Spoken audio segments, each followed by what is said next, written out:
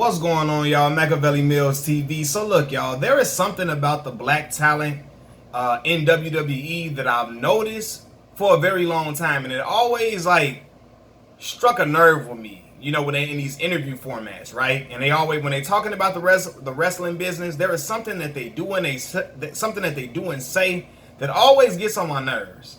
So today I'm watching Mark Henry. Mark Henry is a former professional wrestler, been wrestling over 20 years, since 97 or 96 or something around that time. And he's doing an interview with Vlad TV.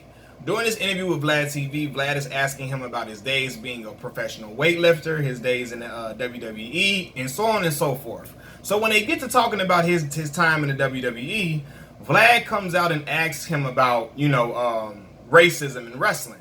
He asks, is there racism in wrestling? And Mark Henry's reply is basically, I'm going to sum it up. He basically says there's racism in everything, right?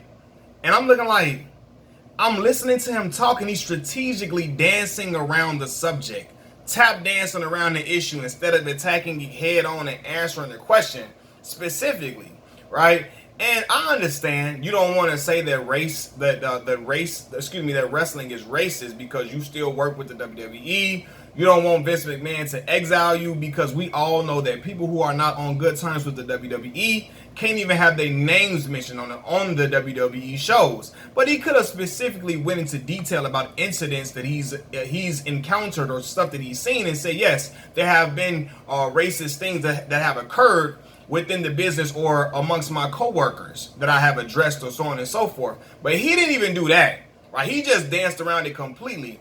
And I've noticed that from a lot of the top black talent. They always put on their tap dancing shoes when the topic of racism in wrestling or during their days in the WWE is brought up. They always dance around it all the time. I mean, from Booker T to now Mark Henry. And Mark Henry has addressed racism before, but it's like, he kind of put on his tap dancing shoes with this. And I'm like, come on, man.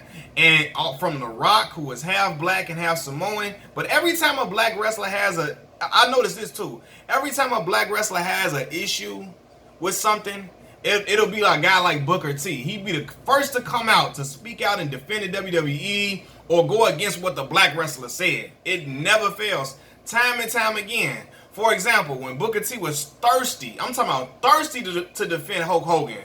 You know, when Hulk Hogan said those racist things on the phone, basically he was pissed off that Brooke Hogan, his daughter, was dating a black man. And he one of them people that's, I love black people. Until you dating his daughter, right? Then you all type of niggas and you got to be a special nigga to date his daughter, all of that. He that type of racist dude, right?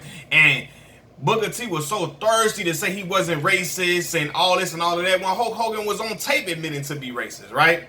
It never, time and time again, man. It's so weird to me. A lot of them have this ultra forgiving vibe about them. I mean, they cool with every racist thing that happens. They cool with it. They don't got no problem with nothing that happens in the WWE. For real. Like, nothing that racist happens, they cool with it. They cool with it all. They don't got no problems with nothing. They cool with everything. They let everything slide. And I'm like, why are they always making excuses for their racist coworkers or dancing around the subject? Like, it's okay that, Hulk Hogan was saying racist stuff on the phone. He's not racist. He's not racist. He's the blackest white guy that you'll ever meet, which is the cringe. Like, that's the cringiest shit I ever heard in my life. I hate when people say that about, he's the blackest white guy you ever meet. Because I'm going to tell you something right now. I don't give a fuck how much rap music a white guy listens to. I don't care how much he hangs out with black people. I don't care how much he wears hip-hop inspired clothing. A white man will never be a black man or understand the black experience because they don't live it. So y'all got to cut that shit out. You know what I'm saying? You can say that, okay, he was around us a lot, and he was around our culture a lot and all of that. Cool. But to say he the whitest black man, he the whitest black man that you ever meet and all that, like, no, don't try to give him a black card. Don't give him a black card because you just can't get a card to be in the black community because you enjoy things that are associated with black culture, like hip hop music and stuff. Like, no, hell no, cut that out. But for real, like, it's okay that they always be like, it's okay that Andre the Giant said nigga to people because those were the times back then, and it was cool to say it. It was okay. Everybody said it. Like, what the fuck? Like, they always making a excuse for all the racist behavior that goes on. Oh, Ric Flair is not racist. He called Teddy Long a nigga, but it's cool. It's all right. it's okay that Vince McMahon said my nigga in a wrestling promo. Like, what the hell? Like they cool with everything. And I'm like, somebody gotta stand up and call stuff out and just say how it is and talk about it head on. Don't try to duck and dodge the topic. But they always they act like they cool with everything. They come out making excuses for everybody. When somebody comes out and says something racist, Michael P.S. Hayes comes out, right? And everybody knows he's KKK. And Teddy Long, like, Michael Hayes was cool, man. He's cool, like, and it's like people making excuses for Michael Hayes. Well, at least Michael was upfront with it, man. At least Michael Hayes was upfront with, like, man, hell no. Hell no. I mean, and you got dudes that came out and was like, they didn't fool with Michael Hayes at all and everything. Michael Hayes at all, and that's what's up. You know what I'm saying? Because I ain't fooling with no dude that don't like my people or that's in a racist organization, a white supremacist group. I ain't fooling with it. But then you got dudes that's always, making excuses for Michael Hayes and his behavior. Like, everybody was doing it. At least he was on. Like, man, I don't care. He can be honest all he wants to.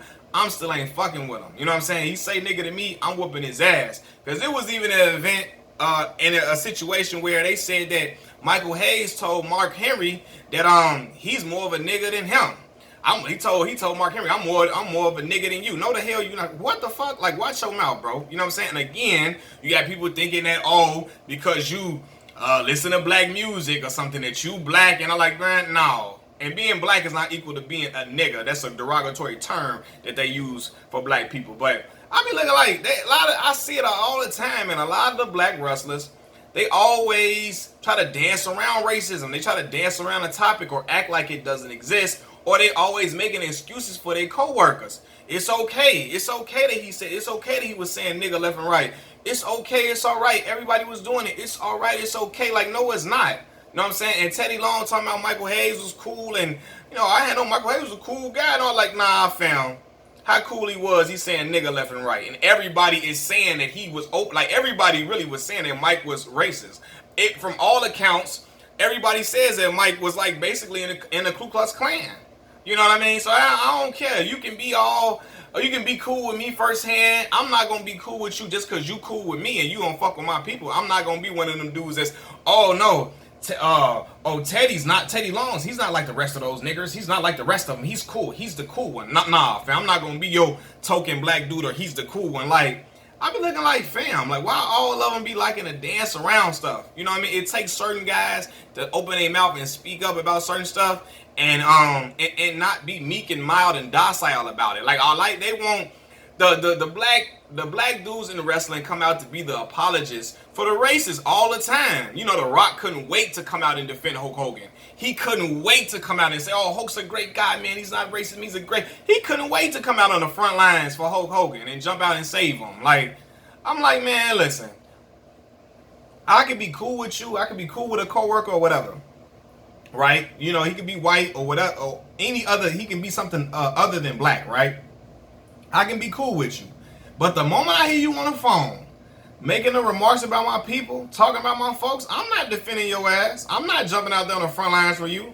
I'm not doing it. I'm just not. Like, the way Hulk Hogan was talking about black folks, basically alluding to his daughter, a black man happened to be a special type of Negro to date your daughter, and all that, and he was livid and heated and pissed and nigga this, nigga that, all on the phone when his daughter, when he found out Brooke was dating a black dude. He was so heated and all of that. And everybody, all the black dudes, and the New Day and them, they kept it real though.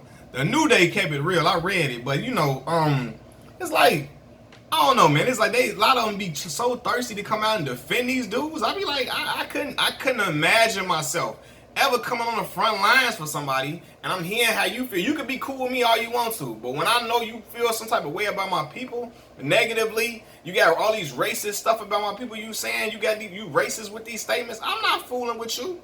I ain't coming to save your ass. Like, I'm not doing it. You know what I mean? But I see it time and time again, man. And I remember, Stevie Ray. Stevie Ray came out and he said some stuff about racism, spoke it head up, right? But then he comes out and says Hulk Hogan is the blackest white dude he ever met. I'm like, okay, Stevie Ray, I was fooling with you. You was speaking that real, but then you come out and say he the blackest white dude you ever met. Like, y'all got to cut that out with Hulk Hogan. Y'all got to relax. Y'all got to relax with that shit. You cut it out. But, yeah, man, it's like, I'm watching Mark Henry. There's racism in everything. Well, duh, but we asking you about what occurred in wrestling. You know what I mean? Again, if you don't want to lose your spot or your job with WWE, you don't have to say that the WWE is racist. You can talk about certain things that occurred between you and certain wrestlers, certain incidents that you saw, and say, yes, there were racist events that occurred on the scene all the time. Like, stuff that happened. It was stuff that happened several times, and recount the situations that you talked about before and other things. You know what I mean? You can talk about it, but it's like they always try to tap dance around the issue of race. A lot of the black wrestlers do, always trying to tap dance around the issue of race. And I feel like the WWE be sending them out on the front lines when a racist issue come out to try to defend the WWE or defend their co-workers and say, oh, he's not a racist. They send the black ones out first. Y'all go ahead, Booker T. Come on, y'all. Come on. Y'all go out here and say something for us. Say something for us and say something. Let them know that your co-worker not racist, even though he was saying nigga and talk about your people all crazy and saying your people got to be a special type of Negro, a special type of nigga to date his daughter. Even though he said all that, tell them they not racist. You know what I mean? And because they wanted Hulk Hogan to come back into the limelight after exiling them for a few years. He's such a big icon that they did not want to risk their business not being associated with the Hulk Hogan name. So they throw Booker T out there with, hey, go on the interview, go on Booker T's podcast, go talk to him, man. Go ahead, Booker T, talk to him, tell him Hulk's not racist, man, so they can welcome him back with open arms. And it worked for some people, it worked, but it's never gonna work for me. I'm gonna be looking at Hulk Hogan like, I remember what you said, fam. I'm not fooling with your ass. I'm not like, nah, bro. I'm watching him on the Last Dance documentary, Hulk Hogan. Dennis Rodman joining the NWO. I'm like, look at Dennis up there chilling with Hulk Hogan's ass. Like, Hulk Hogan got. I guess you got to be a certain type of. Now you can't be Dennis Rodman dating Brooke Hogan. You got to be a Michael Jordan dating Hulk Hogan. I mean, dating Hulk Hogan's daughter. You can't. You got to be a special Negro with all type of basketball athletic abilities to date a 6'7", 6'6" black man to date his daughter. They could dribble a ball very well. That's what he was alluding to. You got to be a 7 foot tall black nigga or something that he was saying. I'm looking like, wow, man. It's just, I don't know, man. It's just like every time I see the black wrestlers talk about certain stuff, they dance around the issue all the time, and I'm like, why do they do that, man? It's like, just talk about what was going on, talk about what happened, but. I don't know, man. I noticed this when I watched the Mark Henry interview, and I'm like, a lot of them all are like this, man. Like, you can talk about the topic without saying that you hate the WWE and the WWE is nothing but racist or whatever, but, because Mark Henry's coming from a place where he spent a lot of time in the WWE. He finally had his spike in his career in like 2011 during his Hall of Pain era. And I was no longer watching wrestling at that point because I was in college. I stopped watching wrestling a long time ago at that point. But, Mark Henry came from nothing and he was getting bullshit storylines. I mean, BS storylines. Him dating Mae Young and she giving birth to a hand. Like all type of weird angles he had. So for him to get that championship run, that was dope for him. So I know he appreciates that and he appreciates his job in the business and he loves it. But, I don't like when they all got to tap dance around certain issues, man. Yeah, you can say, yeah, some of them dudes in the locker room was racist. So I had some encounters with some of them, right? You know what I mean? And I nipped it in the bud. I had to let them know it wasn't that. And I had to let them know this ain't this ain't going down. Because you had older guys that were more like some of the older dudes, like Tony Atlas and shit, like, just more accepting of the racism. Like, he just was cool with it. Like, those were the times, man. You just got to deal with it. You got to deal with it. Bullshit. I ain't dealing with nothing. I'm calling it out. I'm snapping in there. I'm going off. And if Vince McMahon get mad, so be it. But I'm going off. I ain't letting nobody go in and say racist stuff to me, make little racist jokes and all that, and I'm going to act like it's cool and be all nonchalant about it. I'm not one of those, it's okay, it's cool. Because a lot of the black wrestlers, when they done and when they done wrestling, when they get asked about racism topics, they act like they cool with everything. And nobody was a racist. Everybody was great. Everybody was just absolutely great people. It's like, nah, when we know that's the farthest thing from the truth, man. But that's all I had to say, man. Machiavelli Mills TV, peace.